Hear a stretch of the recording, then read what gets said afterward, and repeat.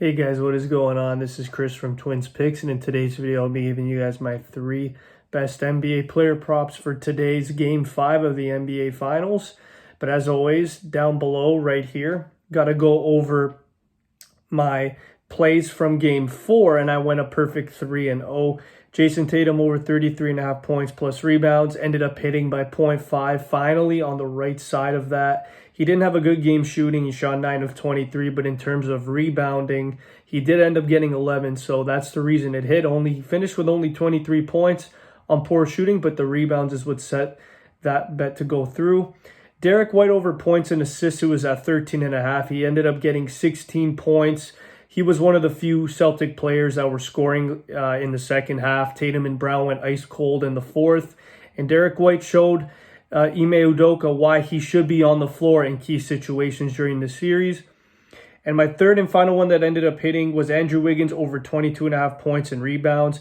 He had 17 points alone and 16 rebounds in this game, which was no sweat at all. So it was a great game 4, going 3-0. And today's I also love. I'm really confident in. So let's get right into it. First prop that I have for today is Jalen Brown over 29.5 points plus rebounds at -122. With a must-win game, I expect Jalen Brown, Marcus Smart, and Jason Tatum to shoot at about 16 field goal attempts all each. I'm expecting an aggressive Jalen Brown. He's hit this in 2 of 4.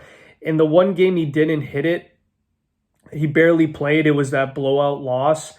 And then in the other game, he just didn't play well. Shot 20 in game 2. He shot 29% from the field, which made him not hit this line. And then last game, he only had 2 free throws, which to me just doesn't add up. He's a guy that's aggressive. He's in the mid range. He's in the paint a lot. If he really wants to get his points, I know he does rely on the 3 a lot, but this is a guy that's going to have to drive, outbody Wiggins, outpace Draymond Green, and get his free throws. So, yeah, he's probably going to chuck up about 3 to 4 threes a game. He's averaging, I think, 5.8 in the finals, but this is a guy that has to play smart tonight. He has to drive. He is that athletic, strong wing that sometimes the Warriors just don't have an answer for. So the reason why I really like the points and rebounds and instead of the points is because his rebounding has also been phenomenal. He's averaging 7.3 rebounds in the season and 7.5 in this series in the finals against the Warriors. Like I mentioned, he outbodies Green, he outbodies Wiggins for the most part.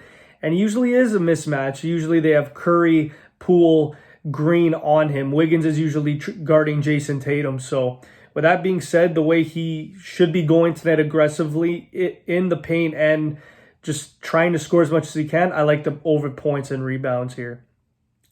My second play is going to be Marcus Smart over 24.5 PRAs at -120. I don't know why it's this low. He's hit this in 4 of the last 5 with ease. The only time he went under this was when he shot abysmal in Game 2.